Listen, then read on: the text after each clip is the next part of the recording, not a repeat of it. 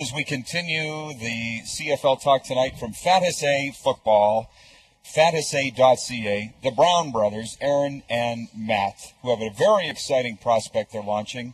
As a matter of fact, good evening, gentlemen, first of all. Well, thanks for having us, Rod. Have you launched? You ready to roll or what? We, essentially what we have right now is a landing page, so people can go and check it out and take a peek about, just see what we're all about. Well, let's be honest. Our demographic is a radio station, somewhat older. I'm in my 30s, but I've never played fantasy football in my life. I'm going to a draft, a Stanley Cup pool after this. Different story. So I've never played it. Your brother, Aaron, has invited me to do a pool on Fantaseh, and I'm going to. But for those that may not know, and my parents would be one that are listening tonight, can you explain, maybe Aaron or Matt, what we're doing here? Well, I probably will let Matt handle that one. I do understand how it plays, but I tend to make things a little more difficult than they need to be. So, can you dumb it down for us? Sure. Basically, fantasy football is an opportunity for you to be your own general manager. So you can draft players from any of the 8 teams in the CFL and create your own team.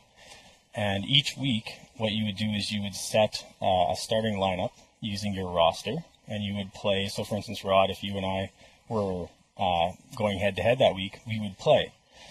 Now, players receive points based on their on-field performance, their real performance, and that's how it kind of goes down. The neat thing about fantasy football is that you can make trades, you can add players, you can drop players throughout the entire season. Got a question, John? You look a little confused. Yeah, I am. And might not have fallen into that demographic. Exactly. Yeah. So you can draft at free will, more or less, eh? Well, basically, the nice thing about our setup is that you can customize your league. And so if let's say the 5 of us were at a draft, we would draft a certain number of players. Let's say it was 16 players, and you might have to set a starting lineup of 10 players each week. Essentially. Who are these players? CFL players. CFL players. CFL, okay. You got it. So, for instance, if Aaron was drafting, if he had the number 1 pick, maybe he'd go with a guy like Darian Durant, and that player would be on his team. He could also pick up a player like Arlen Bruce.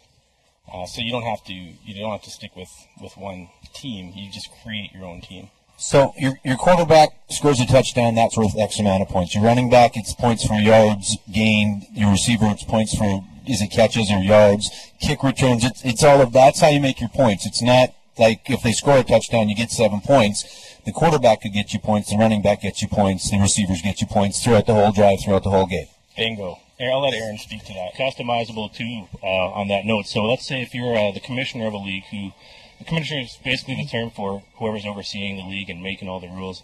Let's say he doesn't like it that the one category where receivers get points for catching yards. They can completely omit that, just based on whatever they feel would be best for their league. So it's completely customizable in pretty much every single way.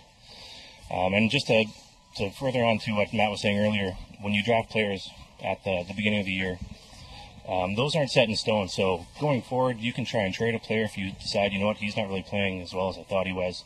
Or, heaven forbid, someone goes down with an injury, and then you're scrambling trying to find a replacement. So it kind of keeps managers on their toes all year round, which is why it's a lot better than the pools where you just pick, 10 players and coast throughout the year. So, Right, and you can drop guys and pick up guys that. Here's the part that I'm not positive about: is there like a group of 5 guys, and then you take from that pool, and I'm the only one that can have Darian Durant as an example, right? You got it. So if I were to draft Darian Durant, let's say I had Darian Durant and who's your favorite player, Rod? Maybe on offense. Team. Okay, let's go. Yeah, sure. Let's go on the Riders. Well, my favorite player would be Scott Schultz, but he said offense. Oh, okay. So, what the heck, Weston Dressler? Okay, and that's, I was actually speaking with a guy from another radio station yesterday, and I told him that would be one of my top picks. So let's say I drafted Darian Durant and Weston Dressler. Aaron couldn't have those players. They're mine.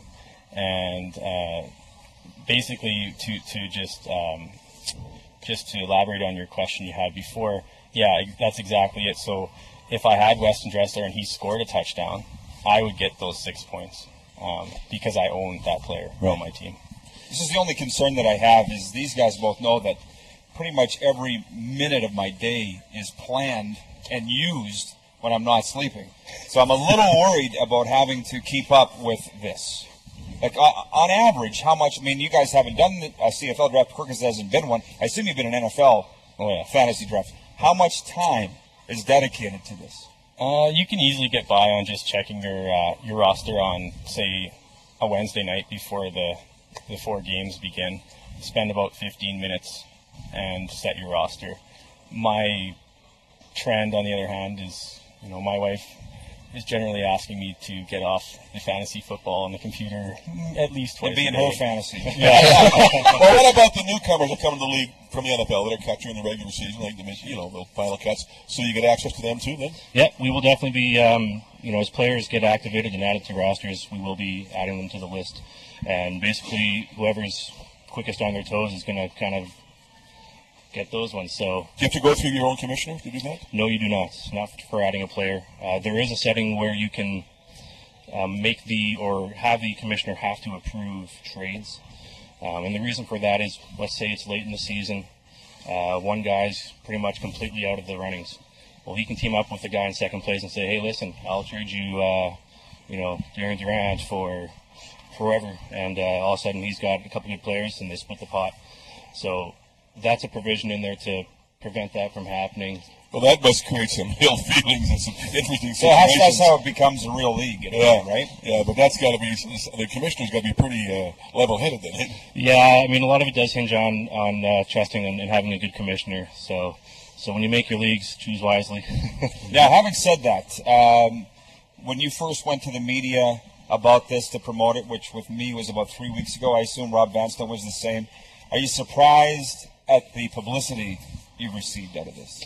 In a word, yeah. I mean, I would say we've been pretty surprised considering we've only been up for a short amount of time.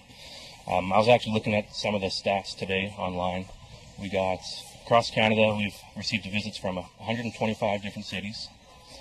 We've got hits from pretty much all over the world: Germany, Europe, Australia, China, list goes on. The most surprising, though, to me, and I think Matt would agree here, is in the United States, out of the 52 regions, we've received visitors from 49 regions in the States. So the only ones that we haven't had visitors from are Montana, South Dakota, and Wyoming. Isn't that odd? Yeah, the ones that probably should be looking. Yeah, that's absolutely fantastic fact. I'm amazed that those states wouldn't be involved. They know the league. A lot of people come and watch our games. That's right. So how do you think they found out about it? Well, I know we got a lot of exposure from that one website, Deadspin. We got on there, and we saw some numbers that day. I think around 1,200 visitors or so just from that site alone. But it's just kind of spreading. They're kind of loving the name we chose, and I think one of the big things is that, the Rob Vanstone article was huge for us, and Rob's just an exceptional individual.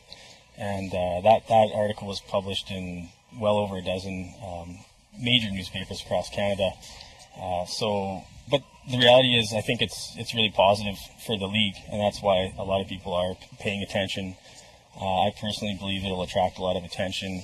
People will start watching more games, and the league's, the league's doing really well as it is right now.